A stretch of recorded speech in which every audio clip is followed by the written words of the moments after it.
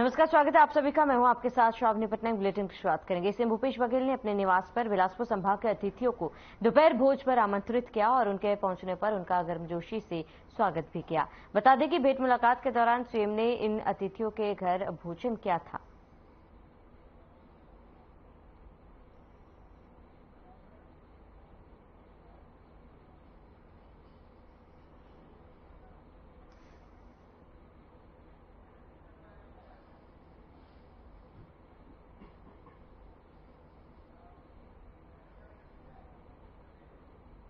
खबर गरियाबंद से है, जहां महासमुंद लोकसभा क्षेत्र के पूर्व सांसद चंदूलाल साहू एक दिवसीय दौरे पर रहे। जहां रेस्ट हाउस में आगामी विधानसभा चुनाव में जनता के बीच विभिन्न मुद्दों को लेकर जनता के बीच जाने की बात कही। उन्होंने कहा कि केंद्र की मोदी सरकार 9 साल से सेवा, शासन और सुशासन और गरीब कल्याण के बहुत सारे योजना लागू किए हैं। इसके केंद्र बिंदु मान करके गरीबों तक शासन की योजना पहुंची है और इसके साथ ही मोदी जी के आने के बाद देश में विकास और विश्वास का वातावरण कायम हुआ। इसके साथ ही उन्होंने लाभार्थी सम्मेलन में शामिल होने गरियाबंद पहुंचे, जहां छत्तीसगढ़ के बेरोजगारी भत्ता को लेकर स्थानीय विश्राम गृह में मीडिया से विशेष चर्चा की।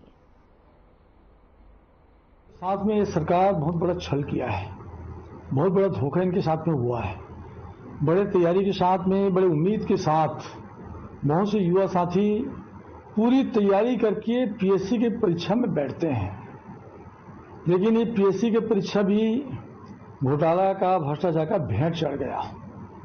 यहां तक कि एक ही परिवार के 4 व्यक्तियों का सिलेक्शन होना स्पष्ट रूप से उजागर होता है कि इसमें लेन देन हुआ है और अपने वो कहते हैं अंधे के हाथ में रेवड़ी और चिन चिन के दे। जो वास्तव में मेधावी छात्र हैं वो बड़ा निराश हुए। हम लोग पास भी आते हैं और इसके संबंध में भारतीय जनता पार्टी के युवा मोर्चा की तरफ से 19 तारीख को मुख्यमंत्री भवन बंगला का घेराव किया जाना है। लगातार हम दबाव बनाया है कि उसको कैंसिल किया जाए, क्योंकि निष्पक्ष उसमें चयन नहीं हुआ है और जो वास्तव में मेधावी छात्र हैं वो इस लेन देन के कारण से, भ्रष्टाचार के कारण से बड़ा मायूस हो गए हैं, निराश हो गए हैं। उनके साथ में बहुत बड़ा धोखा हुआ है, इसको निरस्त किया जाना चाहिए। ये बेरोजगारी भत्ता गंगाजल उठा करके घोषणा पत्र में किए थे और जब हमारी सरकार आएगी तो 2,500 रुपया प्रति माह प्रति रोजगार को देंगे। उसमें कोई ऐसा शर्त शामिल नहीं था। रजिस्टर्ड जो रजिस्ट्रेशन कराया है, पंजीकरण कराया है रोजगार दफ्तर में, ऐसे लगभग 19 लाख युवा साथी यहाँ है। अब दुनिया भर का शर्त लगा करके उसमें छटनी किया। अब 1.25 लाख लोगों को बेरोजगारी भत्ता देंगे, ये चयन हुआ है। ये तो बहुत बड़ा हमारे बेरोजगार साथियों के साथ में धोखा है। आने वाले समय में ये बेरोजगार साथी वास्तव में भूपेश बघेल जो गंगाजल उठा करके, झूठी कसमें खा करके वादा खिलाफी किया है, उसको सबक सिखाएगी, ये तय है। केंद्र की मोदी जी की सरकार 9 साल में जो सेवा, सुशासन और गरीब कल्याण के बहुत सारे योजना लागू किए हैं, इसको केंद्र बिंदु मान करके गरीबों तक शासन की योजना पहुंची है। और इसके साथ साथ मोदी जी के आने के बाद देश में विकास और विश्वास का वातावरण कायम हुआ। इन बातों को लेकर जाएंगे। इसके साथ साथ अभी वर्तमान सरकार है जो 4.5 साल हो गया, विकास के नाम पर शून्य है, इनकी कोई उपलब्धि नहीं है। इसके साथ साथ ये सरकार ईडी और सीडी का बन चुका है। सीडी की इसलिए बोल रहा हूँ कि सीडी प्रकरण में ये वेल में छूटा हुआ है। इसके साथ साथ सीडी में जहां जहां जांच हुआ वहां करोड़ों रुपए का घोटाला उजागर हुआ है। चाहे घोटाला शराब के संबंध में हो, चाहे कोयला का घोटाला हो, चाहे रेत माफिया का घोटाला हो, चाहे भू माफिया का घोटाला हो, घोटाला के संबंध में पूरा सबका हाथ रंगा हुआ है, कोई साफ नहीं है। इसके बाद भी भूपेश बघेल बड़े बड़े बात कर रहे हैं और यहाँ तक कि जो चुनाव के समय जो घोषणा पत्र जारी किए थे, उन घोषणा पत्र को पूरी तरह से कहीं पर लागू नहीं किया। कुल मिलाकर देखा जाए तो भूपेश बघेल हर क्षेत्र में असफल साबित हुआ है और हताशा भी उनको दिखने लग गया है, क्योंकि उनको महसूस हो रहा है कि 4.5 साल में इसने कुछ नहीं किया। इन सब बातों को लेकर के हम जन जन तक जाएंगे और अभी इसी संबंध में विशेष संपर्क अभियान चल ही रहा है, जिसमें लाभार्थी वास्तव में बहुत खुश है। उसको हम बुला रहे हैं, सम्मान भी कर रहे हैं। चुनाव के समय यही लाभार्थी हमारा काम करेंगे और निश्चित है कि आने वाला समय भारतीय जनता पार्टी सरकार बनेगी। देखिए, इसके पहले जाबो गौठान, खोलबो पोल हम सब और हमारे कार्यकर्ता वगैरह भी सब गौठान में गए। वहाँ के आम लोगों का शिकायत ये है कि गौठान सही तरीके से नहीं बना, एक भी गाय बैल वहाँ पे नहीं रखा जाता और ना ही चारा पानी की व्यवस्था है। इसके साथ साथ गौठान के लिए इसे महत्वपूर्ण योजना में था, लेकिन राज्य सरकार एक भी पैसा उसमें नहीं दिया है। गौठान जितना भी निर्माण हुआ है वो रोजगार गारंटी से हुआ है या 15वें वित्त के अंतर्गत हुआ है। गौठान पूरी तरह से फेल है और यहाँ तक कि उसमें जो गोबर खरीदी वाली बात है कि गोबर भी सही नहीं खरीद रहे हैं, उसमें खाद भी सही तरीके से नहीं भर रहा है। किसान भाइयों को जबरदस्ती उस जैविक खाद है करके उसको थमा रहे हैं। किसान लोग लाते हैं मजबूरी में, जो लोन लेते हैं और उसके बाद उसको फेंक देते हैं, वो मिट्टी के बराबर हो गए हैं। इस बार देखा जाए तो गौठान भी इनका सफल नहीं है। बिलासपुर में बीजेपी का लोकसभा स्तरीय व्यापारिक सम्मेलन हुआ। सम्मेलन में पूर्व सीएम, वर्तमान और पूर्व सांसद समेत विधायक शामिल हुए। सम्मेलन के बाद कार्यकर्ताओं और पदाधिकारियों ने अपने विचार व्यक्त किए और इस सम्मेलन में सैकड़ों महिलाओं ने भी बीजेपी के सदस्यता ग्रहण की है, जबकि उनमें से ज्यादातर पहले से ही काम कर रही थी।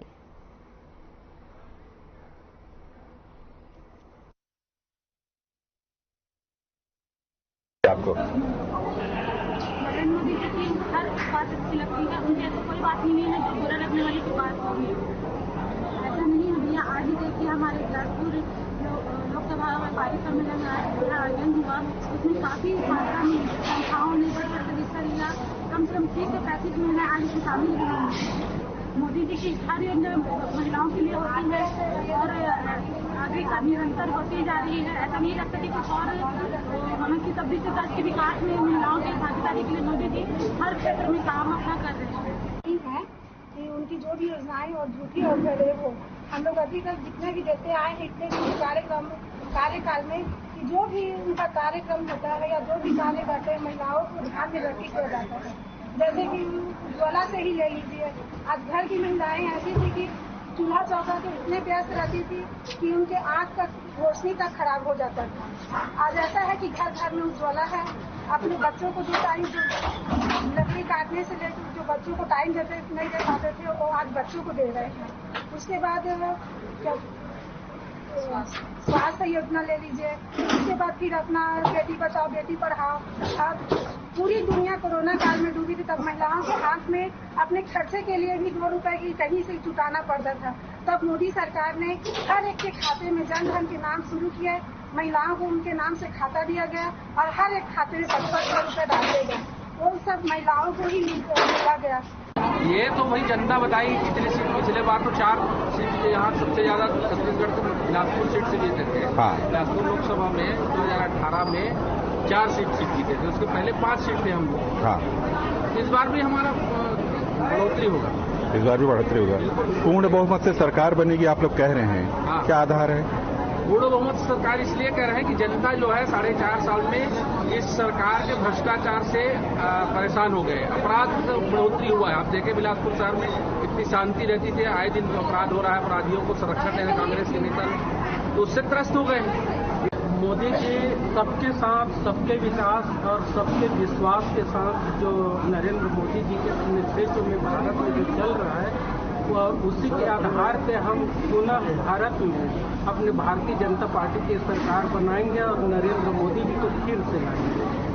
अभियान प्रभारी के अंतर्गत ये जो 15 मोदी सरकार की बहुत सारी चीजें योजना है उनके से प्रभावित होकर उन्होंने बीजेपी का नाम नहीं, लेकिन आपने पहले बीजेपी के लिए काम किया हुआ है। बीजेपी की योजनाओं को घर घर पहुंचाया ना, उसकी नीतियों को प्रचारित किया ना? नहीं किया। नहीं, लेकिन वहाँ तो जो आपके मोहल्ले के पार्षद तो बता रहे थे कि हमारे कार्यकर्ता रहे। आप कोई न्यूज नहीं ले सकते, बलराम जी से बात करिए।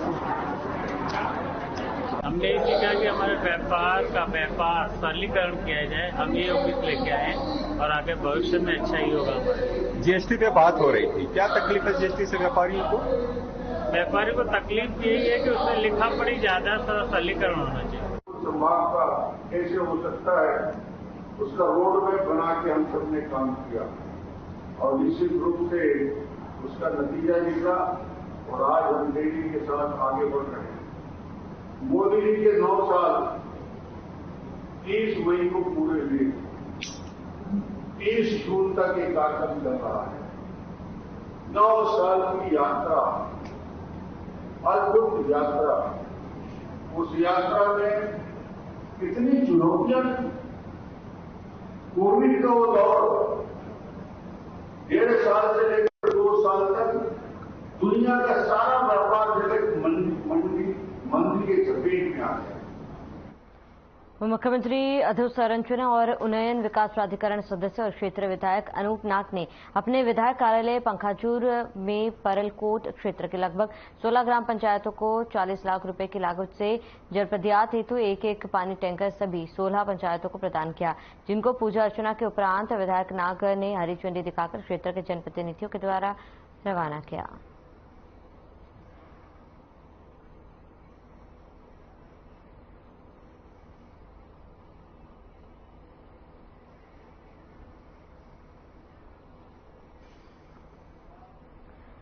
वहीं अंतर्राष्ट्रीय योग दिवस के अवसर पर स्वामी आत्मानंद अंग्रेजी मीडियम स्कूल शासकीय नरहरदेव विद्यालय प्रांगण में सामूहिक योग किया गया। कार्यक्रम के मुख्य अतिथि सावित्री मनोज मंडावी ने अंतर्राष्ट्रीय योग दिवस की बधाई देते हुए कहा कि योग में तन और मन स्वस्थ रहता है। मानसिक रूप से स्वस्थ रहने के लिए योग आवश्यक है, इससे बीमारियां भी दूर होती है और सभी लोग दैनिक जीवन में योग को अपनाएं। वहीं सांसद मोहन मंडावी ने कहा है कि योग हमारे देश की प्राचीन पद्धति है। पूरे विश्व में हमारा देश योग गुरु के रूप में जाना जाता है।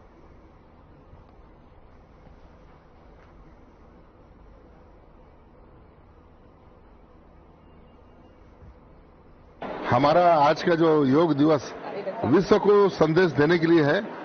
आज हमारे देश में ऋषि परंपरा रही है, वो परंपरा पुराना चालू हुआ है। आज योग के माध्यम से हमारा देश विश्व गुरु बन गया है।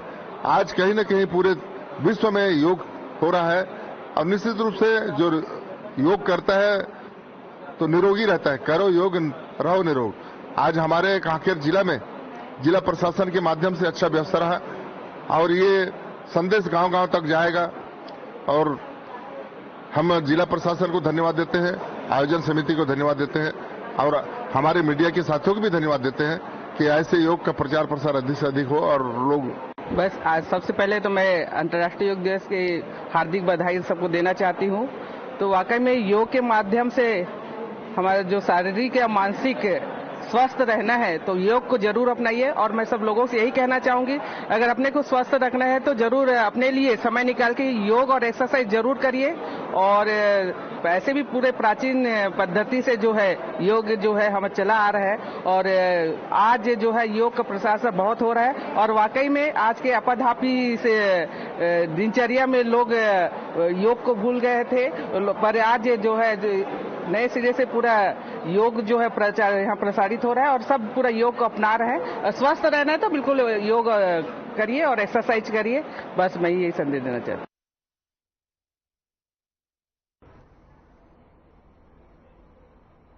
जगदलपुर में बड़े धूमधाम से मनाया गया गोंचा पर्व। भगवान जगन्नाथ जी की निकाली रथ यात्रा। श्री गोंचा महापर्व पर भगवान जगन्नाथ, बलभद्र, माता सुभद्रा को रथ पर गोल बाजार की परिक्रमा कराया गया। बड़ी संख्या में इस दौरान श्रद्धालुओं की भारी भीड़ देखी। पूरे बस्तर जिले में लोग इस रथ यात्रा को देखने पहुंचे। 360 घर आराणित ब्राह्मण समाज द्वारा पूरे विधि विधान एवं रीति रिवाज के साथ पूजा अर्चना कर कार्यक्रम को संपन्न कराया। बस्तर के गोंचा पर्व में जो खास बात है और जो पूरे विश्व में अपने आप में अनोखा है, यहाँ का एक परंपरागत तुबकी, जिसे एक बांस की नली में मलकांगनी के बीज डालकर चलाया जाता है, जिससे एक विशेष प्रकार की ध्वनि पटाखे की तरह निकलती है, जिसे भगवान जगन्नाथ को सलामी के तौर पर समर्पित किया जाता है।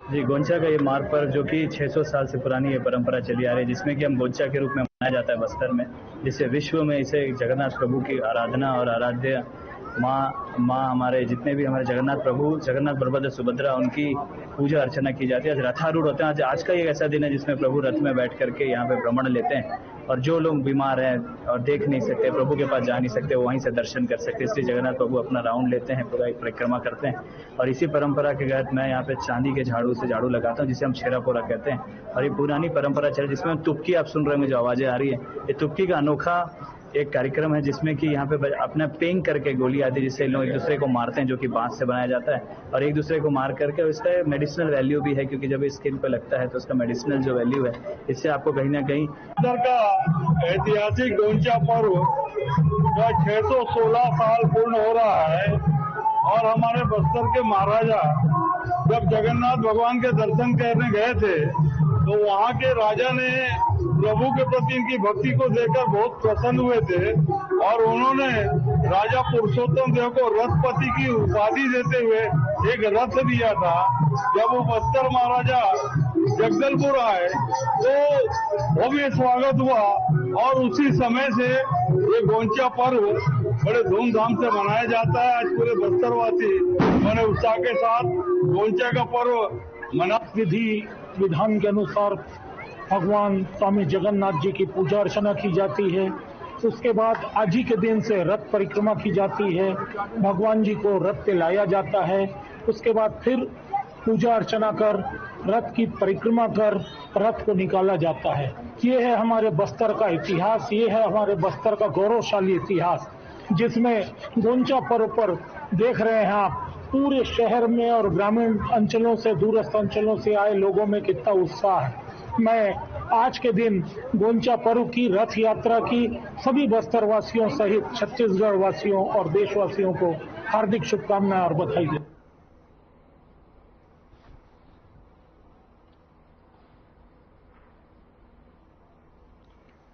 गिरिराज सिंह के हाल ही के बयान पर सीएम का बयान सामने आया। सीएम ने कहा कि गिरिराज सिंह एकदम ठीक कह रहे हैं, ये आतंकवादी संगठन के सरगना है। मणिपुर में आतंकवादी संगठन से किसका गठबंधन है? वहीं जवान फिसली हो उसकी या गलती से बोले हो, सही बोले।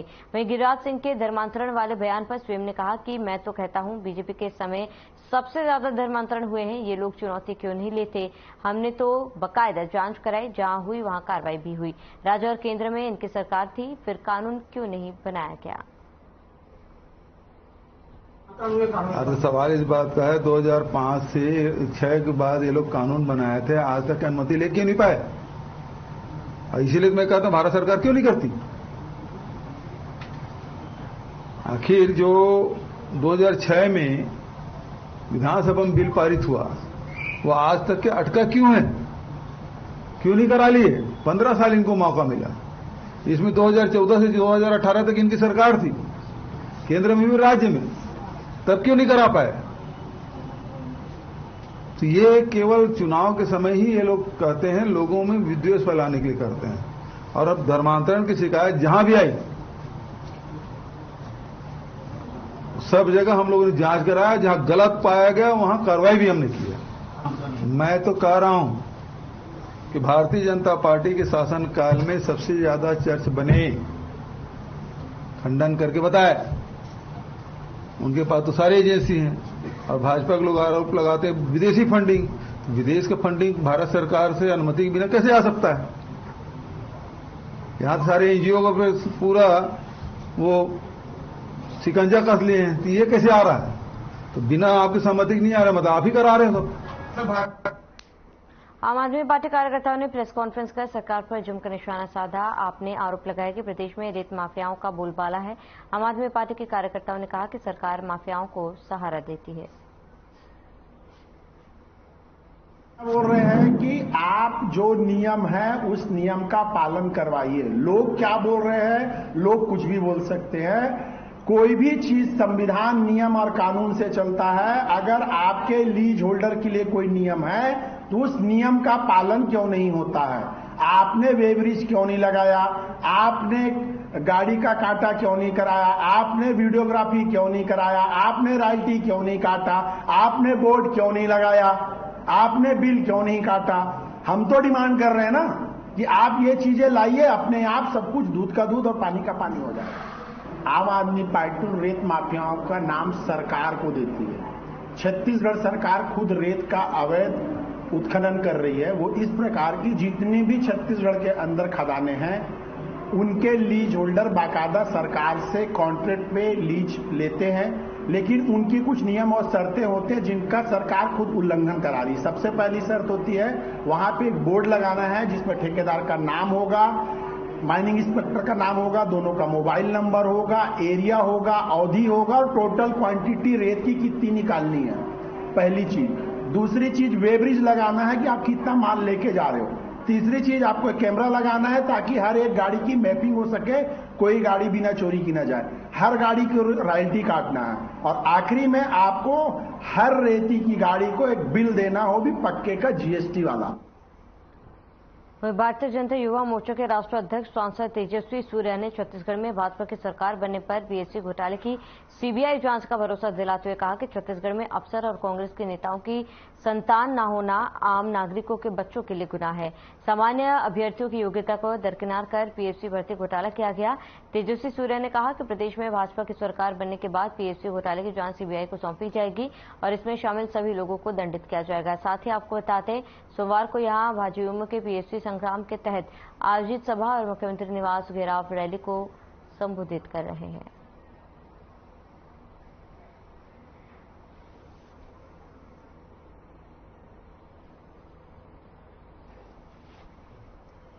देखिए मुद्दे तो बहुत सारे क्या बताएं, लेकिन आज ऐसी स्थिति देखनी पड़ रही छत्तीसगढ़ में कि जो गरीब वर्ग का लड़का है जो पढ़ाई लिखाई करत है, कर्जा लेके, सोना बेच के, खेत बेच के, कि पढ़ाई करके मैं कुछ बनूं, डॉक्टर बनूं, पुलिस वाला बनूं, कलेक्टर बनूं, वैसे चीज मन अपन रिश्तेदार ला बेचत है पैसा लेके। इससे बुरा हाल छत्तीसगढ़ में हो नहीं सकता और बहुत सारे मुद्दे हैं, बेरोजगारी हो या भट्टा हो, काट पीट के कांग्रेस का काम है हाथ से लेना और कुछ भी नहीं। मुख्यमंत्री जी के काम के शैली के बारे में, उनके कार्यवैखरी के बारे में मैं एक बात बताया था कि भूपेश बघेल जी चीफ मिनिस्टर नहीं है, वो सोनिया गांधी के कलेक्शन मास्टर है।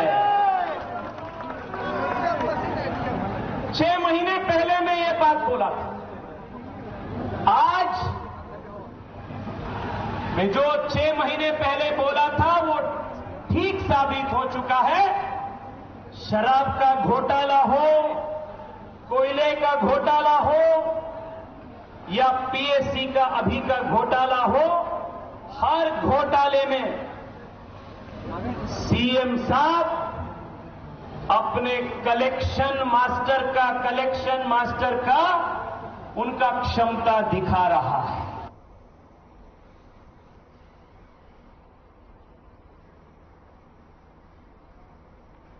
केंद्र सरकार के 9 साल पूरे होने पर महाजनसंपर्क अभियान चलाया जा रहा है। 9 साल बेमिसाल के तहत भारतीय जनता पार्टी के छत्तीसगढ़ सह प्रभारी नितिन नवीन ने केंद्र सरकार की उपलब्धि और विकास की जानकारी दी।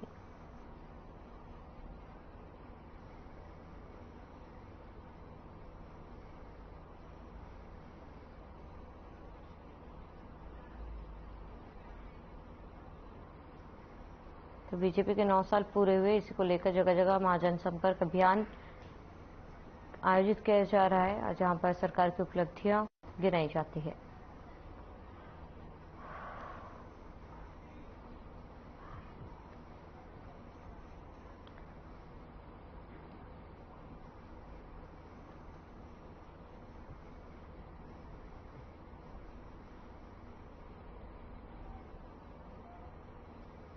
चलिए इसके साथ इस बुलेटिन में फिलहाल मेरे साथ देते हैं। देश प्रदेश के तमाम बड़ी खबरों के लिए बने रहे हमारे साथ।